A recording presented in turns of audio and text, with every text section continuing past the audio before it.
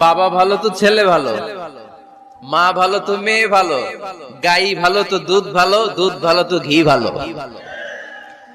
তো এই জন্য আমি প্রায় বলি, আমার মায়েদের, আমাদের বোনদের পেটটা এটা খনি, তেলের খনি, গ্যাসের খনি, স্বর্ণের খনি, পেট্রোলিয়ামের খনির চাইতে দামি খনি। কারণ এই পেটগুলি ধারণ করেছে পৃথিবীর বড় বড় অলিদেরকে। এই নারীদের পেটগুলি ধারণ করেছে নবীদেরকে। নাকি নবীরা হুট করে আকাশ থেকে পড়ছেন? নারীদের পেট থেকে আসছে, ঠিক কিনা?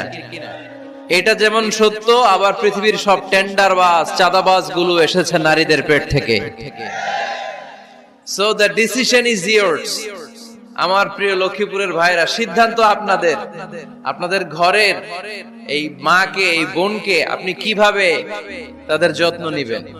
বিশ্বনবী বললেন, শোনো শোনো, প্রতিদিন নামাজের আগে যে তোমরা ওযু করো, এই ওযুর পরে কেউ যদি পড়ে আশহাদু আল্লা ইলাহা ইল্লাল্লাহ ওয়া আশহাদু আন্না মুহাম্মাদান আবদুল্লাহি ওয়া রাসূলুহু, ওযুর পরে এই দোয়াটা প্রতিদিন যে পড়বে, কিয়ামতের দিন 8টা জান্নাতের যে কোনো দরজা দিয়ে ঢোকার অনুমতি ওই বান্দাকে আল্লাহ দিয়ে দিবে।